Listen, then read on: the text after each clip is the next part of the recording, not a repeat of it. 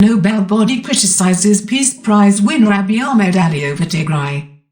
The Norwegian Nobel Committee, which awards the Nobel Peace Prize, said Thursday that Ethiopian Prime Minister Abiy Ahmed, who won the honor in 2019, bore special responsibility for ending the bloodshed in Tigray. As Prime Minister and winner of the Peace Prize, Abiy Ahmed has a special responsibility to end the conflict and contribute to peace, Berit Reiss-Andersen, chair of the committee, said in a statement to FP. Northern Ethiopia has been beset by conflict since November 2020 when Abiy sent troops into Tigray after accusing the region's ruling party, the Tigray People's Liberation Front (TPLF), of attacks on federal army camps. The fighting between forces loyal to Abiy and the TPLF and their allies has killed thousands of people and forced several million from their homes. Spokeswoman Bileni Siam responded to the committee's comments, saying Abiy had already shouldered his responsibilities. The Prime Minister has indeed taken up this special responsibility of ending the conflict waged on the state by TPLF and has been engaged in putting an end not only to the past year's conflict but the destabilizing activities of the TPLF, designated a terrorist organization by Parliament, Bilam told FP. Tigray is under what the United Nations calls a de facto blockade that is preventing life-saving medicine and food from reaching millions, including hundreds of thousands in famine-like conditions. Millions of people have fled their homes since the conflict in Tigray erupted in November 2020. The humanitarian situation is very serious and it is not acceptable that humanitarian aid does not get through sufficiently, Reiss-Andersen said. Speaking at a press conference, Human Rights Watch Executive Director Kenneth Roth appealed for countries to press Abiy to allow aid to get through. The big threat there is the Ethiopian government's blockade of humanitarian assistance that is desperately needed by millions of people in the region, Roth told reporters. This is a classic case of collective punishment. This is not punishing Tigrayan military forces. It is punishing the people. In Tigray, he added. The conflict in Tigray has sparked calls to strip Abiy of the Nobel, but this is not possible under the award's statutes. The Norwegian committee said it could not comment on what factors were emphasized when the prize was awarded to Abiy beyond the reasons given in connection with the award, as the panel's discussions are confidential. In November 2020, Abiy's government allowed Eritrean forces into Tigray as they together pursued the Tigray leaders after political tensions erupted into war. Some tens of thousands of people have been killed, and hundreds of thousands now face famine as Ethiopia's government has kept almost all food and medical aid from Tigray since late June. Since the autumn of 2020, developments in Ethiopia have escalated to a comprehensive armed conflict, the statement said. The humanitarian situation is very serious, and it is not acceptable that humanitarian aid does not emerge to a sufficient degree. The conflict entered a new phase in late December when Tigray forces retreated into their region amid a new military offensive, and Ethiopian forces said they would not advance further there.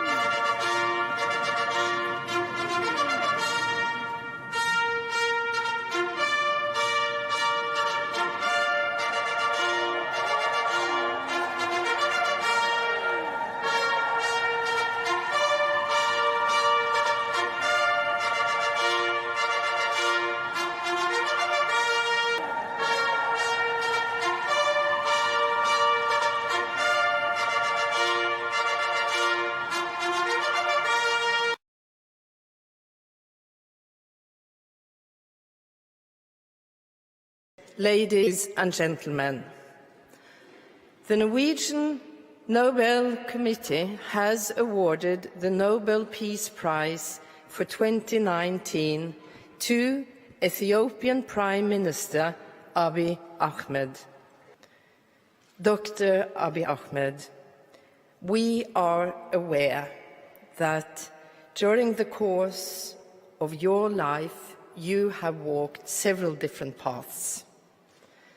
You were born into a traditional family of simple means, to a mother who was an Amara Orthodox Christian and to a father who was an Oromo Muslim.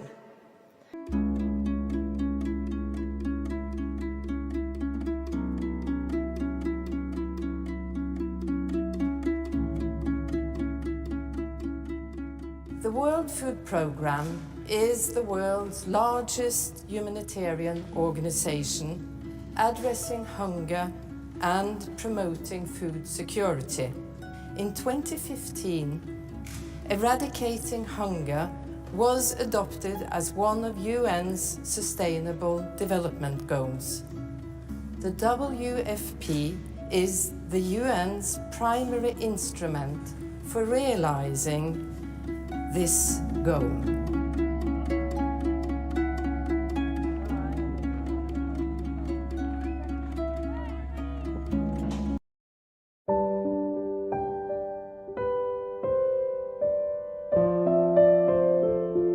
This Somali child is just 16 months old. He's dangerously close to dying from hunger, a victim of what may be the worst and least reported humanitarian crisis anywhere. The food supposed to keep him alive flows from this vast warehouse in neighbouring Kenya. 3.5 million Somalis are depending on this aid reaching them this year. The food is administered by the UN's World Food Programme and costs donor governments around $1 billion. But Channel 4 News has been on the ground in Somalia, investigating just how much in this food chain reaches those who need it most. Somali refugees say that much of this aid will simply never reach them. And now the world's biggest humanitarian agency stands accused not just of violating its own principles, but of losing control of a feeding programme meant for millions of desperate people. Western journalists can't travel here, so we sent a Somali member of our team into the war zone that is Somalia's capital, Mogadishu. And what he discovered about the feeding of the country's 3.5 million was profoundly shocking. First, he went to the city's main market. Here, the traders tried to stop him from filming what's for sale. Not hundreds, but thousands of sacks of World Food Programme supplies, maize, wheat and cooking oil, meant for refugees from the country's civil war. The daylight robbery here, every match for Somalia's piracy at sea, with businessmen claiming some WFP officials in Somalia are part of the illegal trade. The WFP says it can't stop some food being siphoned off, though its drivers are docked money if they don't deliver. But as we continued our investigation, we were told food was being stolen all along the supply chain. In this camp, the elders told us WFP guards demand money for ration cards, and without those ration cards, families can't eat. We've only been issued 200 ration cards instead of the 700 we need. We were forced to pay for these cards. We're also forced to pay a fee for the armed guards the WFP come here with. This isn't a one-off, it's regular. If we don't pay up, they just cover the truck up, open fire on us and drive away. Even on the last trip they fired at us, and eventually I paid the money myself. The WFP say it's true that local militia may demand protection money, but that it's never heard of it involving WFP personnel. The food racketeering hub is this Mogadishu's main market. The WFP says food resale is just small scale, that you can't stop some refugees from selling what they're given. That any major diversion of aid and its network of staff would know. But Channel 4 News counted 10 warehouses and 15 shops involved in the trade, with most of the aid coming from Somalia's biggest donor, the United States. Revealing this lucrative business could get these stallholders shot. But we wanted to find out how the trade works. and eventually several businessmen did agree to talk. Many traders told us of fictional refugee camps, which are invented in order to be allocated food, which can then be sold. You go to the WFP office and fill in an application form to create a camp. When we receive the food, we give out some and then divide the rest between ourselves and the WFP guys who negotiated the deal. Another confessed that stealing food from the needy was a real shame, but he said business is business. We buy aid from WFP staff directly or from people they employ. The goods are freely available and you can buy as much as you like. But we usually buy no more than 500 to 1,000 sacks at a time. Just a ton or half a ton a day can be shifted more discreetly. Businessmen have told us that your staff are selling the food, that it's even being sold from the warehouse. We have had cases in the past that happened.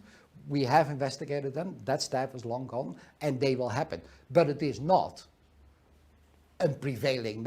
Yes, you have your problem areas. It's pretty important, isn't it? Otherwise, the donors will turn around and say, "Well, we're not funding you." Oh, and that is our credibility. That. So we will investigate those cases, and sometimes we find out, and sometimes we don't find out, and etc. etc. But we do, and we take action if we find anything to be wrong, and we have many of those cases in the past. The WFP says it's committed to transparency, that it's increased its staff and independent monitoring, that it takes allegations extremely seriously, and that it's not even heard of fictional camps before. And though the UN has admitted to us that thousands of sacks have gone missing in the last few months, the WFP insists its operation is under control. So you can say with your head held high that the aid is going to the right place. Absolutely. And these donors needn't worry. Absolutely. Relative to the environment and with all the difficulty, we're doing a very good job. And the donors know it.